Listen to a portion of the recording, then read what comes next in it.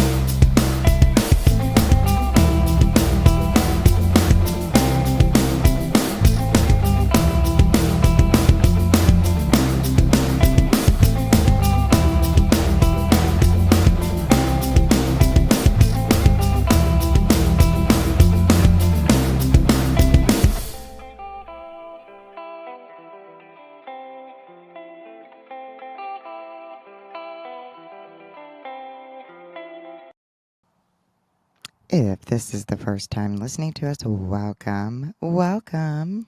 Welcome to our podcast. Women, women, women. Women.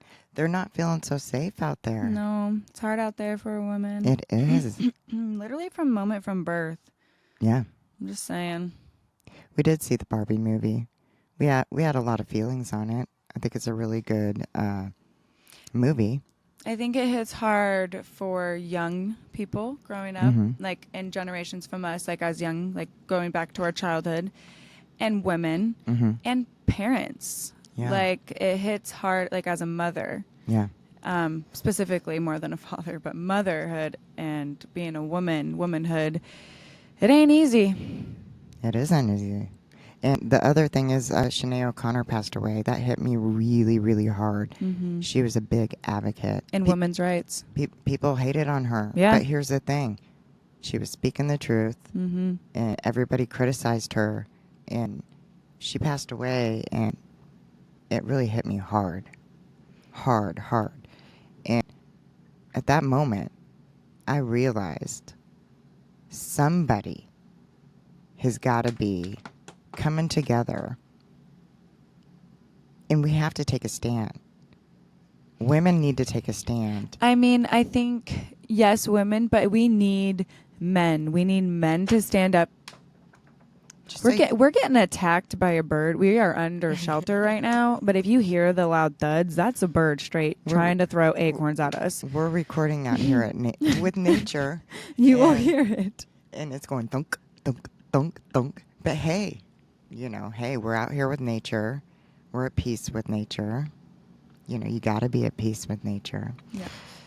But women, from the beginning of time, I mean, if you actually look the time period, not a lot has changed. No, not really. Not in like a society sense of how women are supposed to be and depicted. And I mean, it's hard out there for us. It's ridiculously stupid. I mean, we're expected to do a lot of things more than men. And the list is like endless. But the thing that always drives me like with confusion and like, what? Where do you get off? They being, I'm going to say men. They being men. Love to deem us as like crazy or emotionally unstable, like those kinds of things. Like that's what they like to label us as. But they don't understand what we have to bear as women that they don't even have to bear at all in their daily lives. Right. I mean, if you picture, that in your head, that weight scale, and it was all even, and you started putting all the things for men, and you started putting all the things that women have to deal with on a daily basis, I'm sorry, how much do you think about it? How much do you do? Well, for a prime example, I just had to explain to my 8-year-old daughter, because she's born female, she's going to have a period. And so I say that to her. She's like, "What the fuck's a period, Mom?" So I don't. So I didn't really say. I'm like, "You're gonna have a period." I'm like, "Girl, you're gonna be bleeding." And she's like, "Oh my God, am I gonna die?" And I was like, "No, it's safe bleeding in a way." And so I was explaining to her the process and everything. And she's like, "Do I get a choice?" And I was like, "No. I wish we did." No. Because that's one thing that I think. Just flip the switch. I think all of us women can agree. Periods fucking suck. And the stigma around it and the hidingness, we all have periods. Right. It's our bodily functions. If you're afraid of periods, that's what us women have. So yeah. and I think it's so funny. This is such a funny reference. Periods. We just were at a comedy show yesterday. Yeah. We got to give a shout out. Yeah. Let's give a shout out, Josh, Larsen, and Amanda Lynn. Yeah. Amanda Lynn. This is coming from her skit. It was so great. She was talking about again, we're getting bombed down here. A diva cup, and she was asking men if they knew what diva cups were. And some women don't even know what diva cups are because they haven't. But diva cups are literally like a silicone cup. If you guys did not know, if you were men, or if I'm going to give you educational. It is a cup that you like squeeze into like a little thingy and shove it up your hoo-ha in your hole, okay? And then it expands. And blood fills into that cup and you pull it out. And it just fills into it. And she was making a reference to that because she got her nails done. And she's like, "Looks like I freaking pulled my diva cup out." Oh my God, it fucking killed me. She was hilarious. She is hilarious. So I had to shout out that because we were talking about that. And if you're in the Portland area, both Josh Larsen and Amanda Lynn are running around. They're both in Portland's Funniest. Yeah, check out Helium, the Helium Comedy Club. I think it's what it's called, Helium Comedy Club or whatever in Portland.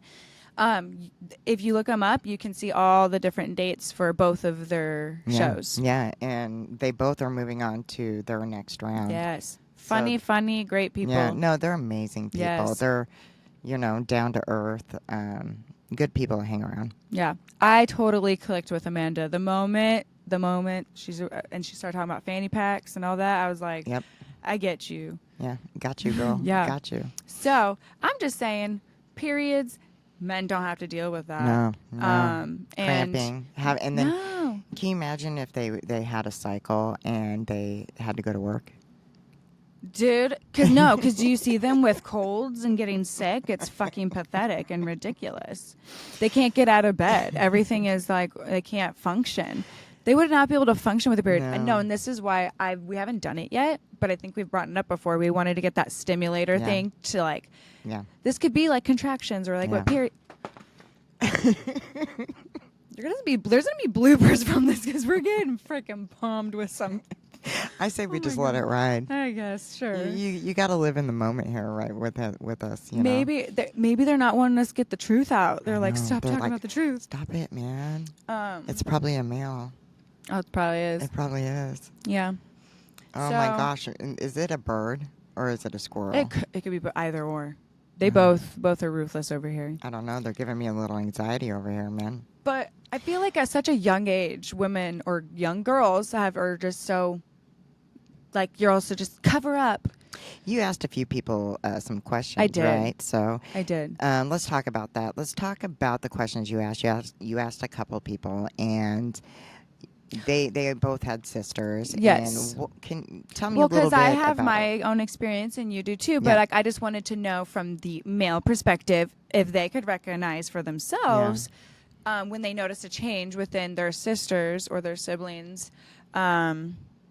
Either from society or either whatever. And so One of them said that they noticed when they got into high school was when they were like, oh, I want to try and like dress up and start like putting on makeup and presenting more, whatever. They started feeling a little pressure to Yeah. try and do that to fit in. Yeah. Wearing certain type of clothes, name brands, all that kind of stuff. Yeah. Kind of that kidness went away from them. Yeah. Even though they're still technically kids. Yeah. And then the other person I asked, they just said there was only one sibling and they were just kind of being rebellious against the parents. Right. Which plays in a factor as well, because some parents are very strict with things and then you're just like, fuck you, I'm going to rebel anyway. So it's like it's got to have that happy medium where you just let your kids be authentically themselves. And that, to me, when I heard that, I was like, oh, well, they weren't able to just exist. So they were like, fuck you, I'm going to do what I want. Mm-hmm. And that was putting on makeup because it wasn't allowed. But it made me reflect on like myself and when I noticed changes within myself, when I maybe was starting to pretend or be somebody that necessarily I wasn't comfortable, or it was not me truthfully. Mm-hmm. It was like an act.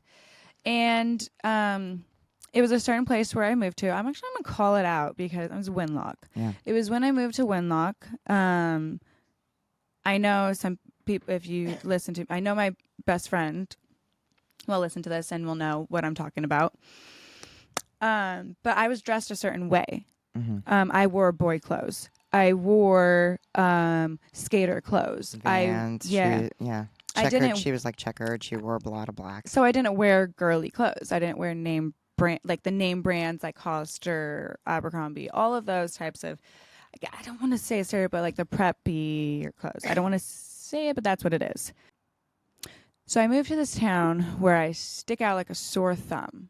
Mm-hmm. Like everybody's staring at me, watching my every move. They're like, "Who is this person?" And like you started feeling she's little, different. Yeah, she's different. They definitely made it known that I was different, and so I think it was 7th grade. I was 7th grade when I did that. And then by 8th grade, I started making the switch into, oh, I'm wearing Hollister, I'm doing this. And then I never wore makeup either. I was very strict about it. I know you remember that. I was like, Mom, why do you wear makeup? And I was like always trying to remind you of how beautiful you were. And that was because of how you were with me. But because society got to me, because I mean, you have to think you're in the public school system for a long time. Right. And I only get to see you when I come home. So I get a lot from, so if I'm like, oh, I need to be like my peers, like whatever my mom says is whatever my mom says, but I need to fit in with my peers. So then I kind of went into that.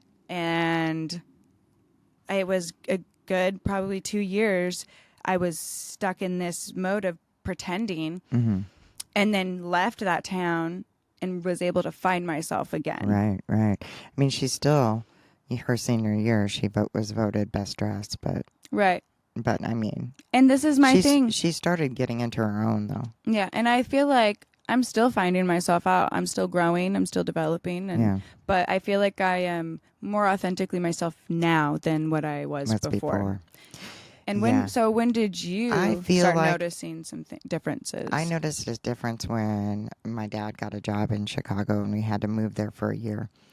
And so we moved and, I was in the Portland school district, grew up in Southeast Portland. We moved to Chicago and it was harsh, man. Right. It was totally different.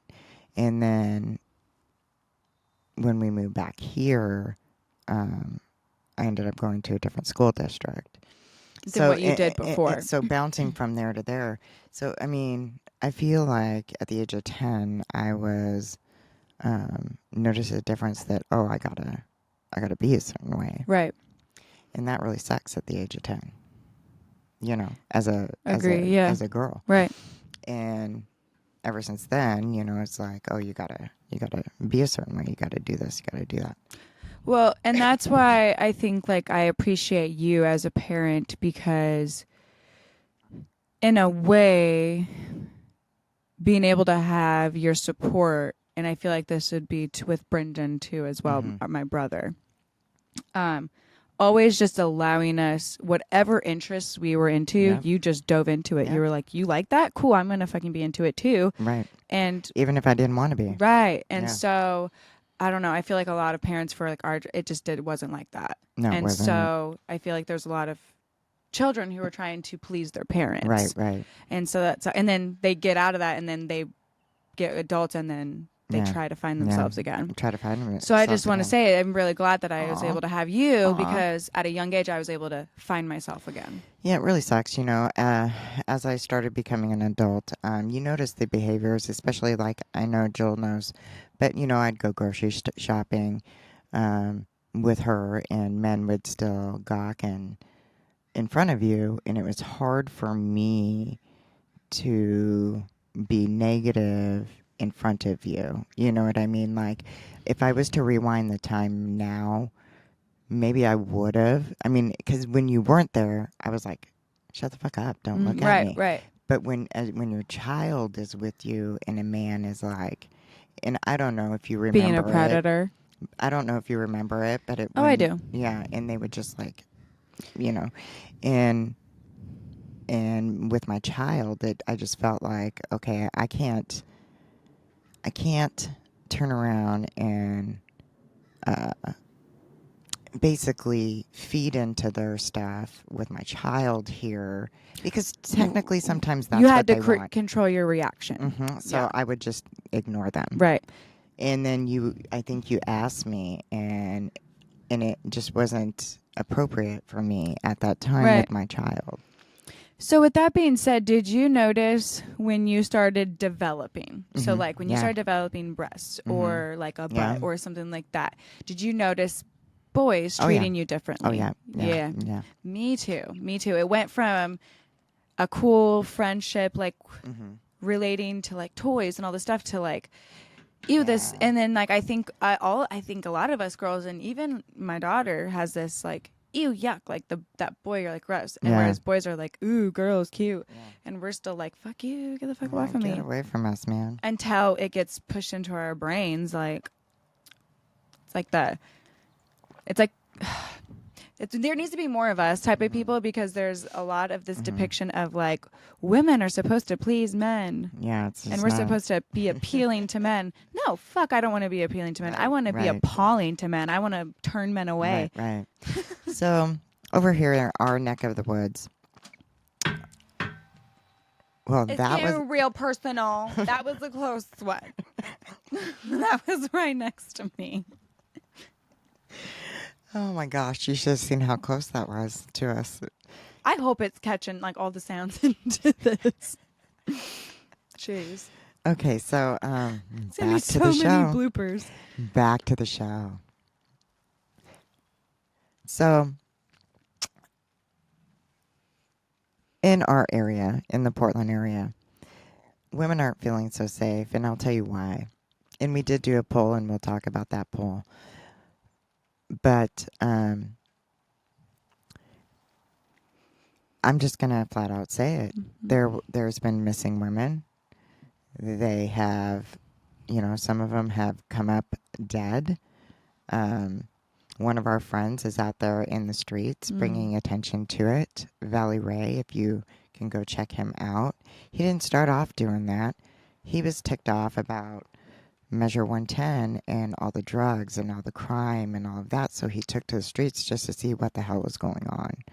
And he ended up getting like right in the middle, because he was like, what is happening? Why is all these women missing? And so now he's knee deep in that. And I appreciate him for doing that, because that's something that Joel and I can't do. So I'm not really going to go too deep in his, because his content is awesome.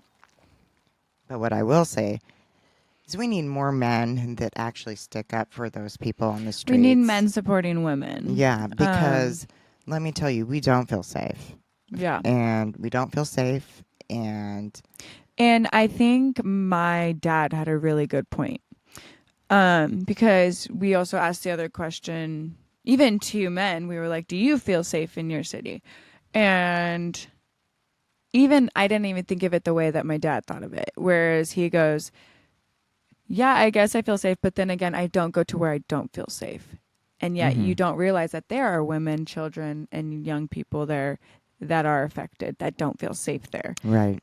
So, in that way, there's some people who are privileged enough who say, I don't go to that unsafe area. But then there's people who are in that unsafe and Mm-hmm. unprotected area.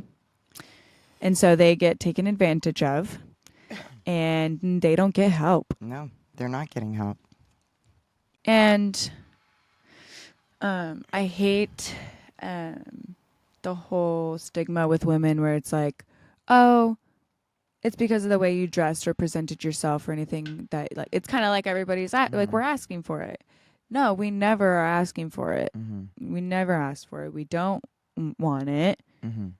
And again, I've also asked this to some of the men around me. But they've never been like this. So I go, how is it that there's some men out there that think catcalling and the way that they talk to women and shout at them and harass them is going to get them somewhere? Like the woman is going to turn around and be like, oh my gosh, I love what you're saying to me. I'm going to fall into your arms and we're going to live happily ever after. Right. Because that never happens. Right, Usually never the woman happens. turns around and is like, fuck you, shut the fuck up. Don't talk to Right. me like that. Do you think it's okay to talk to a woman like that? Like, Right. and I've never seen an encounter where a woman's like, yeah. I'm like, no. Well, Joel and I did our own poll, We did. and we already kind of know just from some of the comments, but we're going to go over that because we promised we would do that. And these are in other areas, not just in Portland. This is all around the world. So we did our own poll. On all of our social medias.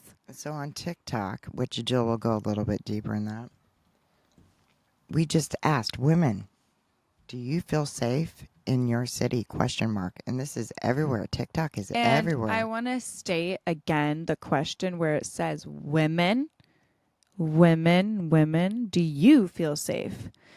Does it anywhere say men, do you feel safe? No, we're asking women because this is a woman's issue right now that we're facing. And there was some men answering, so I'm like, get the fuck out of here. So the stats came in at, do you feel safe? And 25% said yes, and 75% said no. And we are going to read some comments from some people. Well, one lady says, I live right next to you in Gresham. I definitely don't. Boston, Massachusetts. It's a no for me, dog. Louisville, Kentucky. Hell no. And then you will have some responses from people who maybe didn't want to comment and it's just they answered yes and no. And the percentage for that we had was 25% said yes. And again, I'm going to remind you, some of them were men that said yes.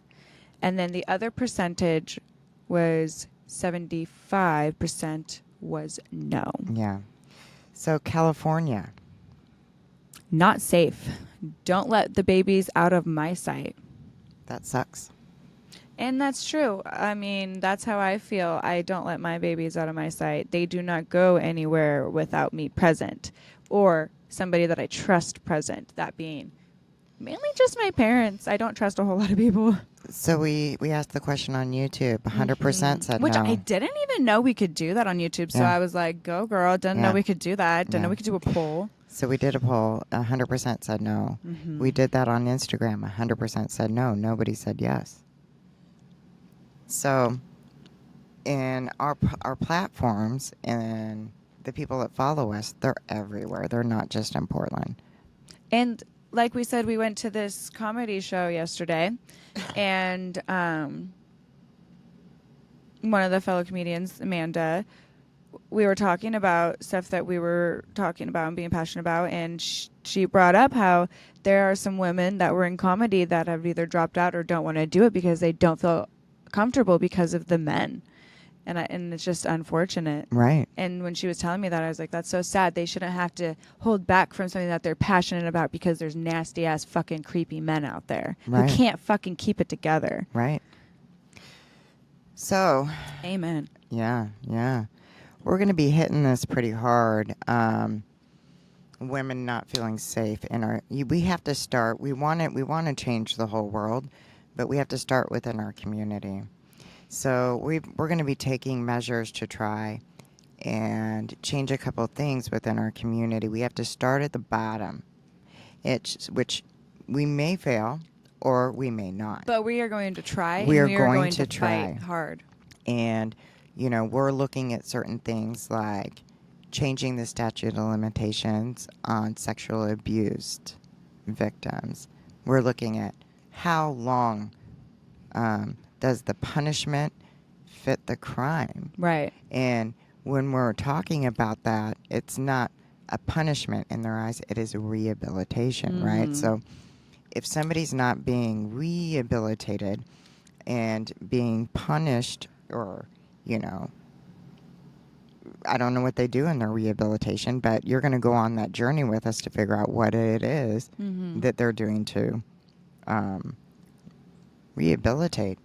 So on the average, and this is like data from like long time ago, in our area, just in our area, if you think of the worst crime possible, which could very well have been a child, you don't know, but the worst crime possible, they're only being rehabilitated for 11 years. A lot of times, It's not enough. the statute of limitations run out before I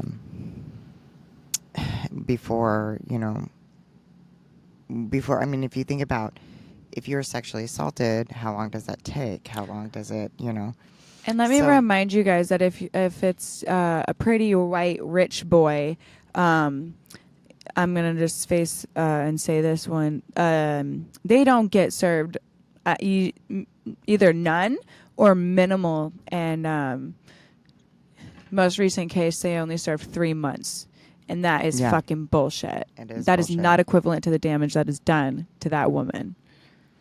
Yeah. I'm gonna while Jules telling you more about punishment or crime, I'm gonna be looking up this lady who messaged us on YouTube real quick. Well, so I wanted to kind of talk about some of the things, like of some depictions of women from certain things like that people may have not realized. So in Miss Congeniality, if people would remember, when they are trying to find an agent to go undercover at the pageants, right? They're like, all of these men are sitting there creating the perfect modeled woman. Da da da da. They need to have this size boobs, this size butt, and this perfect smile, the hair, and like they're literally building their perfect woman. And I was just sitting there thinking about it, and I was like, that is disgusting. And it reminds me of the reference to the music video by Bella Porch, I believe is how you say their name. It's Build a Bitch. And if you watch that music video, it's like men are ordering women and literally having them placed and put exactly how they want, like the biggest boobs, big butt, the perfect smile, perfect skin tone, perfect hair, teeth, everything. And it's just like, fuck you, men, while you're just sitting there on your high horse where you guys sit there and look. I'm sorry, women look way more fucking beautiful than men. I'll sit there and say that. Women are stunning way more than men. I'm just saying. I mean, I think all humans are beautiful, but... Well, I can't find it, but it was somebody in another country, and basically they said they kind of feel safe, but they won't go into the bad areas, basically. And they were in another country, but they kind of feel safe. So you got to remember, this isn't just like in the United States. Right. Well, and you have to think of, there's villages in other countries where they go and they take women and children. Yeah. And they just take them. Yeah. No ifs, ands, but just take them, and nothing gets done. Mm-hmm. And that's trafficking. You're fucking, that's child sex trafficking. That's just sex trafficking. You're literally just taking women. And then you find out later on because they break free and then you hear their stories and it's just heartbreaking. It is. And it's like they take advantage of women and children too fucking much. Right. So there was just something that I heard, and I don't know if I have the right quote, and I'm not going to go look for the quote because I just want to say it fresh from my mind of how I received it. But there's always this thing, and there's this argument that women are stronger or men are stronger, right? And, we say, oh, women are stronger.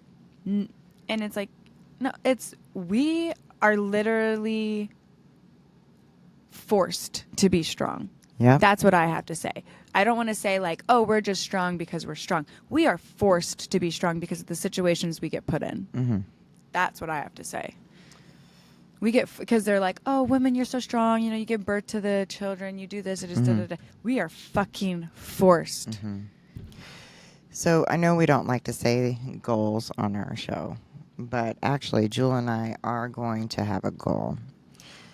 Like we said before, don't bitch about it, be about it. And the reason why we say we don't do goals is because you don't want to set yourself up for failure. Right.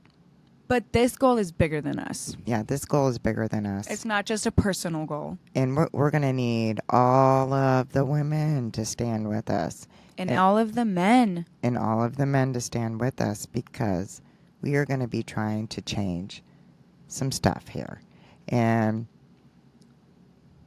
because then we can bitch about it. Then we can bitch about it if it does. I mean, if we put all of our effort into trying to make a change within our community,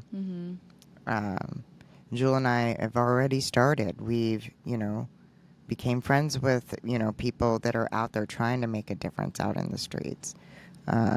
We're trying to build a community. And the most important thing is if we're trying and we're trying our hardest to try and make a difference, we're going to need everybody, all the women. Yeah. And I know it's hard, but here's the thing, and I'm going to tell you something. Our homeless women are suffering bad. Mm-hmm. Not just with addiction. And in our streets, we're having a really bad fentanyl problem. Heroin is still out there in the streets. And they're dying. Not only that, they're coming up missing. They're dying. They're being raped. They're telling the cops that they're being raped, and nothing's being done. Nothing's being followed through. We're going to try and make that difference. Mm-hmm. We want the proper people to be accountable for their actions. Yeah. And I'm going to fight for the homeless woman. Mm-hmm. And it's just, they're not getting the proper treatment. No, and they don't get a voice, and people assume and talk for them. Correct. So it's really sad and unfortunate.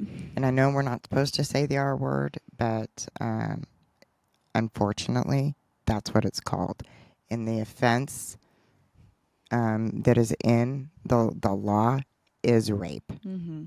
And everybody needs to get used to that. Yeah, I mean, we are going to talk about the things that make people feel uncomfortable. Mm-hmm. And if you don't like it, then don't listen to us. And that's totally fair and fine. But we're going to talk about it because these are the things and these are that need to be talked about because enough's enough with all of this bullshit. Mm-hmm. And so that's why we're standing here. This is something that is really presently a problem for us. And we're going to talk about a lot of other issues. But if you don't want to hear it, then go listen to someone else.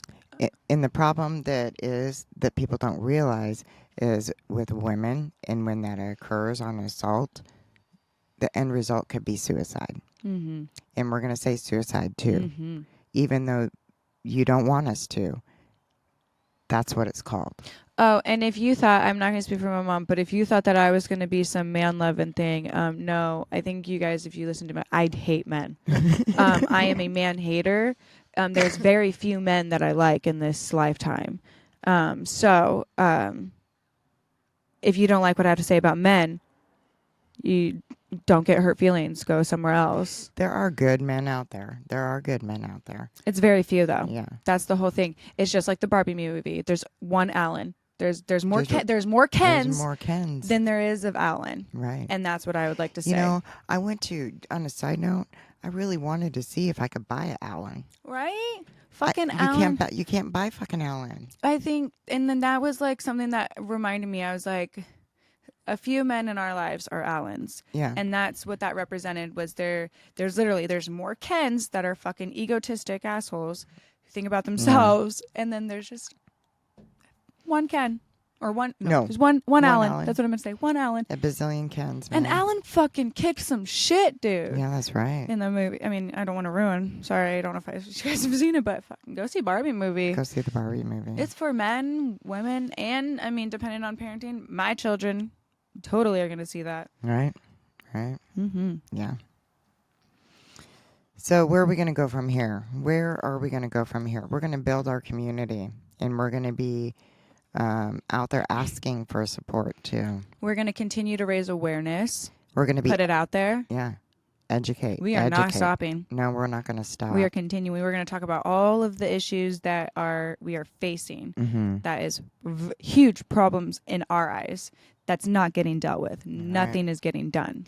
So I hope everybody's ready to buckle up and go on this ride with us. It's going to be a roller coaster. You know those scary ones where you're at that peak and then you're going, woo. Yeah, right it's down. Going to be bad. I mean, we're going to have to do it. Yeah, we're going to buckle up. Who's ready to buckle up with us on this? Go on this crazy journey. We need to, bond together here. You know. So. Fuck men. Sorry. Oh my gosh! Should I edit that out of the show? No, leave it. You want me to leave it? I mean, if people don't, if people don't like me, I don't care. If people don't like me, I don't care. I got the people that are close to us within What the F Lady. Like, our community is amazing. Yeah. And then personally, in my personal life, I got one fucking friend. It's one solid friend that's been there solidly for a good solid amount, like 20. It's oh my god, like 20 years. Oh no, maybe not. Like 15. 8. Oh my god, it's a long time. Mm-hmm. So, and again, it's because this is the other thing is like we need women to stop hating other women. Right. And that's another thing why I don't have a lot of mom friends. Well, I mean, because you can't look at somebody and say, okay, there's one way to be a mom. Do it. No, your child's different. Everybody's children's different. And the way you parent's different. And as long as your children are healthy, happy, fucking great. Yeah. That's right. Yeah. So before we leave you today, Joel has a little advice for you, right, Joel? You do, right? What? You may have to give me a little, because like I got so much advice. Which one this time? About sticking together. Let's stick together, right? Oh yeah. I mean, I was talking some smack about some type of music, but then I was like, oh, okay, maybe I do like a little bit of country. So, reference of Sugarland, Stuck Like Glue. We're going to stick like glue, bitches. And yeah, we are. We got to stick together. We got to band together. And it's going to be a never ending fight that we got to continue. That's right. So until next time, I'm Sarah. And I'm Juel. Peace.